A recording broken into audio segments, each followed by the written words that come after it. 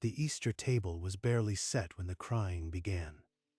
Christine heard it from the kitchen, the sound of all three of her children sobbing at once. What happened? Why are you all crying? Aunt Deborah, she said, we aren't your real kids. She said, you took us from a woman who couldn't keep us. Christine froze. The words hit her like a physical blow. She told us, you are not our mom. You just love us anyway. That is a lie. I am your mother. I have the birth certificates to prove it. She pulled them all against her, her mind already racing to the fire safe in Deborah's bedroom. But why would Aunt Deborah say such a mean thing? I don't know, but I promise you, tonight I'll show you proof. Promise that would lead her straight back to the safe that had held her truth hostage for a decade. The seed of that lie had been planted years before, in small, bitter moments. You let them eat candy before dinner? No wonder they're so unruly. Deborah had never had children of her own, and behind every surface kindness was a current of resentment. Let me keep your documents in my fireproof safe, dear. You'll always know where they are. After Mia was born, Deborah had volunteered, smiling, to store the birth certificates. Christine had trusted her completely, even learning the safe's combination during a shared family moment. You are raising them too soft. They need discipline, not coddling. She volunteered to protect my children's history, but all along she was hiding it from me. Now, the same safe that was meant to keep them safe had become a prison of lies. Christine's promise to her children was about to collide with a decade of buried resentment. Christine left the children with a cousin and walked into the kitchen, where Deborah stood alone. The older woman was slicing strawberries, her movements too deliberate, as if she'd been waiting. We need to talk, Deborah, right now. Oh, Christine, you look upset. Is something wrong with the children? They were fine earlier. You told them they were adopted from a stranger and that I am not their real mother. How could you? I was just telling them an interesting story. They must have heard wrong. Children exaggerate. You don't get to lie to my children and call it a story.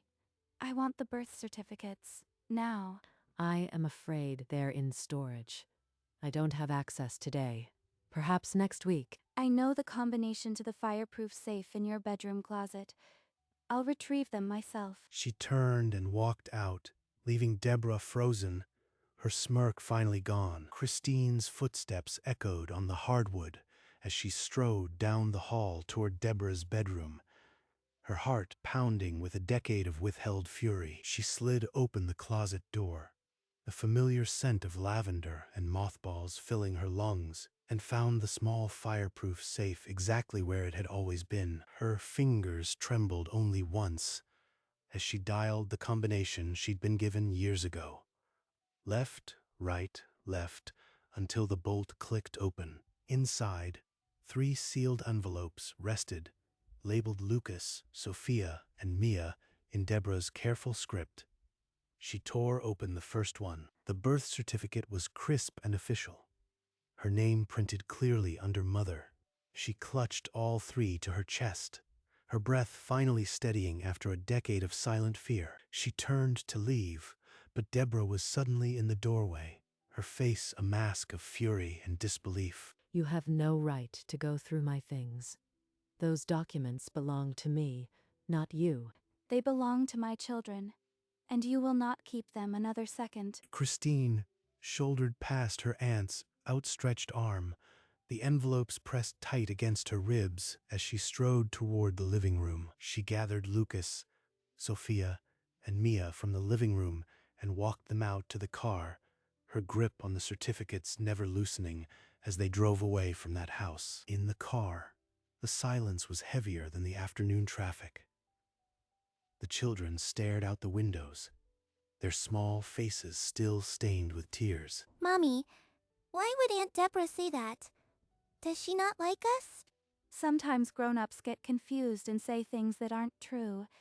It doesn't mean she doesn't like you. But she said it like she really meant it. It was scary. How could Deborah twist the truth so cruelly? To make my own children doubt I gave birth to them. She kept her hands steady on the wheel, her jaw locked against the anger that threatened to spill out. I promise you, I have proof that will show you, without a doubt, you are my children. We'll look at it together at home. The familiar streets of their neighborhood appeared, and the tension in the car began to shift into something more like anticipation. Christine pulled into the driveway, her eyes meeting the front door that held the promise of the truth. She turned off the engine and looked back at her children, their faces still uncertain but trusting. The birth certificates waited on the seat beside her. Christine led them inside and sat them down on the living room couch, the 3 envelopes resting on the coffee table like a fragile bridge to trust. This is your birth certificate, Lucas. Look here, mother's name, Christine Harper. I am your mother, and this paper proves it. Lucas traced the embossed seal with his finger, his brow unfurrowing for the first time all day. And mine? Does mine say the same thing? Yes, sweetheart. All 3 of them say exactly the same thing. You were born to me, and nothing can ever change that. Then she turned each certificate over to reveal the tiny inked footprints, so small they were almost smudged by time. These were taken minutes after you were born. They never change. Would you like to see if your foot still fits? It matches. My foot is bigger now, but the little toes are the same shape. So Aunt Deborah really was lying. Why would she do that? Christine pulled all 3 of them into a tight embrace, tears of relief finally spilling down her cheeks as the weight of the day began to lift. Later that night, with the children finally asleep, Christine sat in the kitchen. The birth certificates lay on the table, but the victory felt fragile. Her phone buzzed. What do you want, Deborah? You broke into my safe. I am calling the police. You'll regret humiliating me in front of those children. Those certificates prove I am their mother. You lied to them, Deborah, and I am done protecting you from the truth. We are finished. You think this is over? I'll tell everyone you are unfit, that you stole those children. I'll make sure every friend, every teacher, everyone believes me. Then do it. But my children know the truth, and I'll never let you hurt them again. Don't call here again. She ended the call and blocked the number, her fingers trembling for just a moment before she set the phone down on the cold counter. She won't stop. This is only the beginning. I need to be ready for whatever she tries next. The silence of the house settled around her like a held breath, but beneath it was a new, steely resolve. She would protect her children from whatever storm was coming. She gathered the certificates and placed them in a fireproof box in her own closet, her worriness now a permanent sentinel against the coming fight. Phone calls started at dawn. Cousin Lisa's name on the screen. Christine's coffee went cold. Christine? Deborah's saying you adopted the kids from some stranger. Is it true? Lie. I am sending you proof.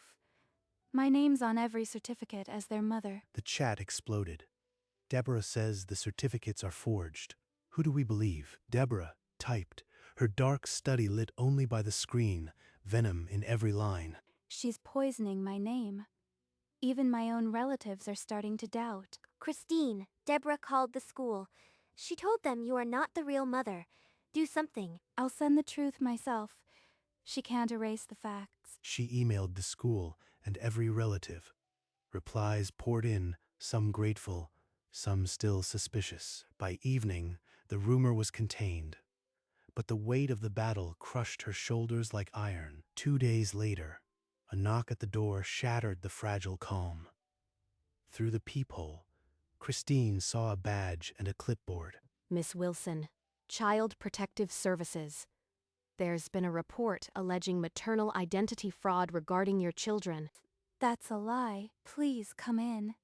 I have every document you need to see. Christine led her to the living room and placed the birth certificates on the table, her hand steady but her heart pounding. These are official. I see your name as mother on all 3. I'll still need to speak with the children briefly. Christine called Lucas, Sophia, and Mia. They sat on the couch anxious, but answered the social worker's gentle questions with clear, simple truth. She's our mommy. She showed us our feet and the papers. Aunt Deborah told a bad lie. I see no evidence of fraud. This report is unfounded. I am closing the case. You have grounds to take legal action against the reporter. The official stamp read unfounded. Christine stared at the word, the first concrete victory against the avalanche of lies. But as the door closed behind Miss Wilson, Christine knew the war wasn't over. It was only entering a new, more dangerous phase. Christine met with Mr. Thompson, the CPS report in hand, her voice steady as she recounted the lies. A restraining order needs explicit threats. A cease and desist will warn her legally to stop the harassment. Do it. Send it certified.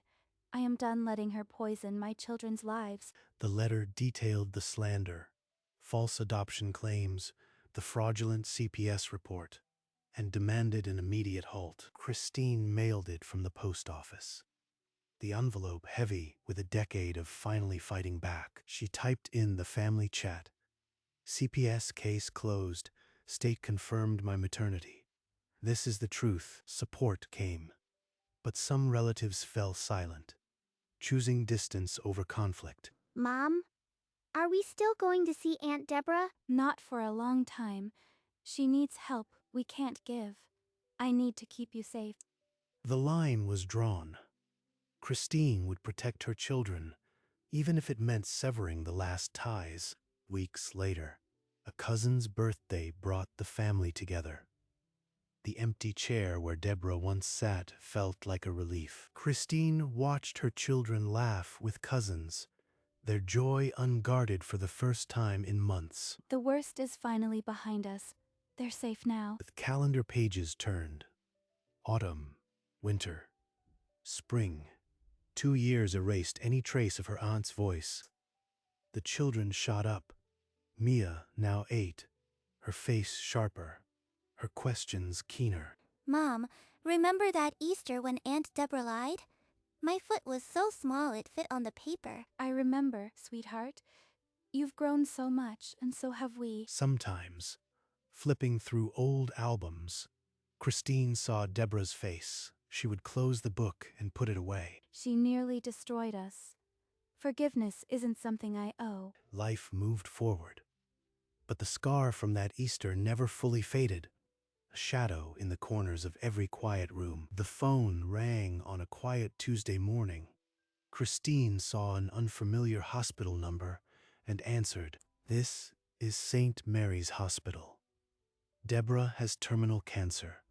She's asking for you. The air left the room. Christine's grip on the phone tightened until her knuckles went white. Terminal. After everything, she's dying and she wants to see me. A storm of memories crashed back.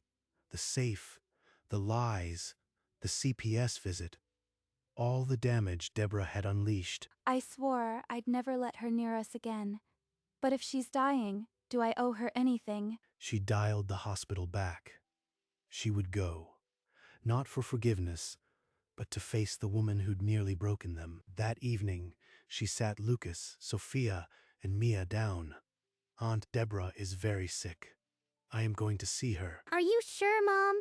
After everything she did? Christine kissed them goodbye and climbed into the car, the hospital address glowing on her phone. As she drove into the night, Christine pushed open the door. The room smelled of antiseptic.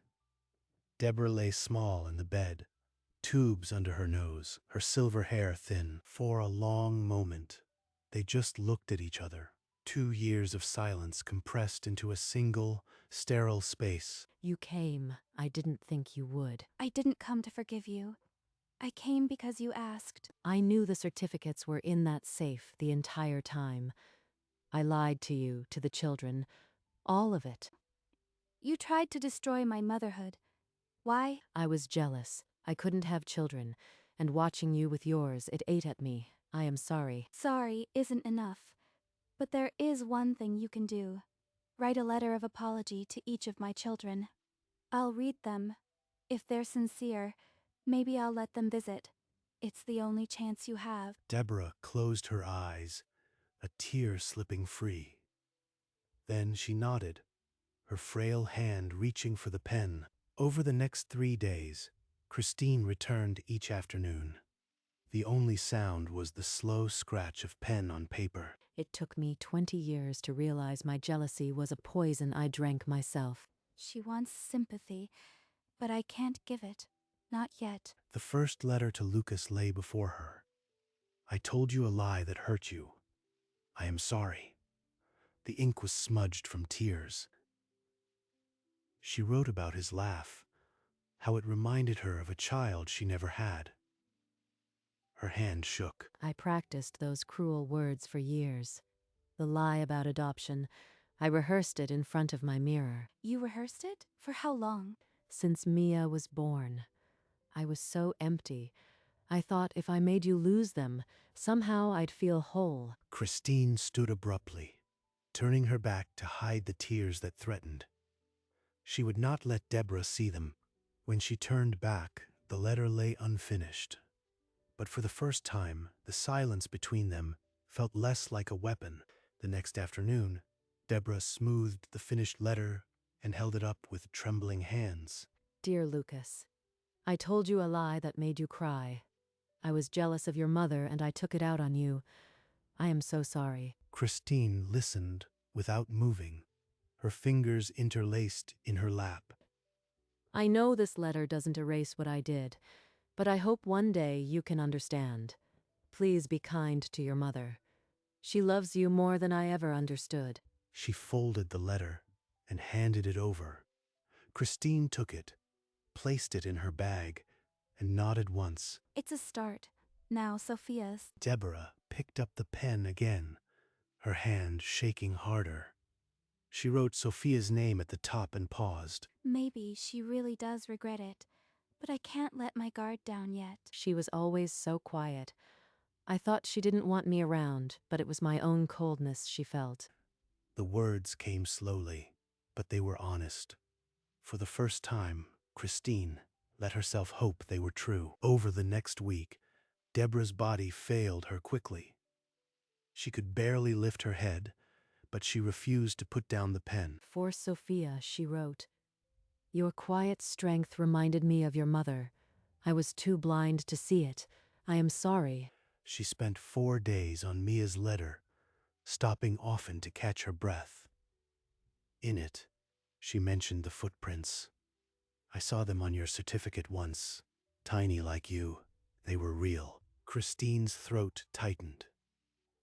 The footprints had been their truth, and now Deborah was finally acknowledging it. She sealed the last envelope with shaking hands and held it out. That's all of them, she whispered. Please, let me see them one more time. I need to tell them myself. They'll read your letters first and then decide. That's the only way. I understand. Thank you for this chance. Christine stood, the letters heavy in her bag. She walked to the door, pausing once to look back. Deborah's eyes were closed, her breath shallow. The battle was over. Only the aftermath remained. A few days later, the hospital number appeared on Christine's phone. She answered and heard the quiet words.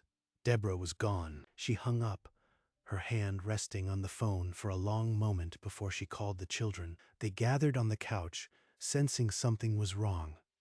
Christine sat between them and spoke gently. Aunt Deborah passed away this morning. She was very sick, but she left something for you. 3 letters, one for each of you. The envelopes lay on the coffee table, their names written in Deborah's shaky hand. She wrote each of you a letter. We can open them together when you feel ready. What if they're mean? Like what she said at Easter. I believe she was sorry, but it's okay if you are not ready. No rush. The envelopes remained on the table as evening fell, a silent promise of what might be inside. The children sat on the floor, the letters in their laps. Lucas broke the seal first, his hand steady. Dear Lucas, I told you a terrible lie that Easter. I was jealous, and I hurt you. I am deeply sorry. His voice cracked, but he kept reading, the words a long overdue balm. Sophia read hers silently at first, then aloud. Your quiet strength reminded me of your mother. I was wrong to ignore it. I am sorry. She looked up at Christine, her eyes full of a new understanding. Mia tugged at her envelope and sounded out the words. I remember your tiny footprints.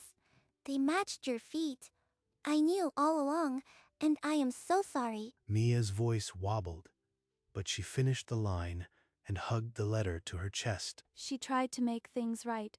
Even at the end, she wanted you to carry the truth. The children cried. But this time it was different.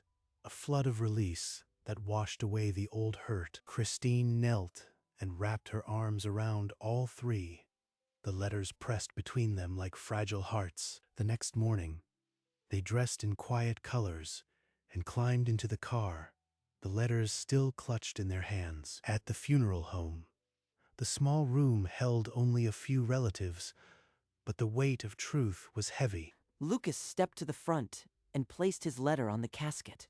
She asked for forgiveness, and I want to give it. Sophia placed her letter beside his, whispering, I forgive you, Aunt Deborah. Mia tiptoed and set her letter next to the others, her small voice steady. I learned that adults can be wrong, but they can also be sorry. Christine watched, a tear slipping free, as the letters formed a small stack of redemption on the polished wood. Later, at the graveside, 3 small bouquets lay beside the mound. Mia knelt and placed a pink rose among the others, her hand lingering for a moment. That evening, the framed letters found a place among the family photos, a silent testament to healing. Dinner that night was loud with laughter, a sound they hadn't realized they'd been missing for years. A few weeks later, on a quiet Sunday, Christine returned to the cemetery alone. She placed a single white rose on Deborah's grave and stood there for a long moment. You hurt us, but you tried to fix it. I hope you are at peace. Then she walked back to the car, where her children were waiting, waving from the back windows. The weeks that followed were filled with ordinary miracles. Homework at the kitchen table, soccer games in the park. Mom, did you forgive her? I forgave her the moment I saw your feet on that certificate. I just needed time to feel it. The gold chain with 3 interlocking circles caught the sun as she pushed Mia higher. They were a family, forged not by lies, but by the truth they had fought to reclaim. And the birth certificates, once hidden, now hung framed in the hallway, a testament to a mother's love that no lie could steal. One evening, Christine stood in the hallway looking through the half-open door at Mia, sleeping, the framed letter on her nightstand catching the dim light. The truth is no longer hidden. They will never doubt again. In the living room, Lucas and Sophia were building a card tower, their laughter a quiet music that filled the house. The gold chain with the 3 circles rested against her collarbone, warm and familiar. Mom, we decided to keep the letters forever. Not just because she said sorry, because they remind us you are always our mom. You don't need letters for that. But I am glad you have them. She looked at the framed certificates hanging beside the family photos, their official stamps now part of the home's heartbeat. Outside, the last light of sunset touched the windows, and the silhouette of a mother and her 3 children moved through the house, whole and unafraid. The scars of that Easter had finally become a story they told together, a reminder that love is fiercer than any lie. The chain glinted once, catching the last ray of day before the light faded into a quiet, ordinary night. The morning sun slanted through the hallway, catching the framed certificates in a warm glow. The truth was always there, hidden in a drawer. Now it hangs in the open, where it belongs. In the kitchen, the children were already up.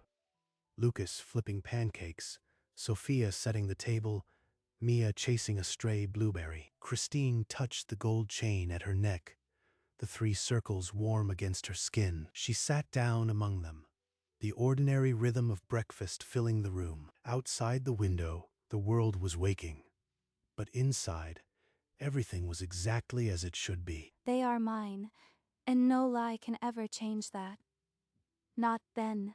Not now. Laughter erupted as Mia claimed the last pancake, and the sound wrapped around them like a promise kept. In the hallway, the birth certificates hung silent, but their message was loud and clear. The truth remained, not in a drawer, but in every heartbeat of this home.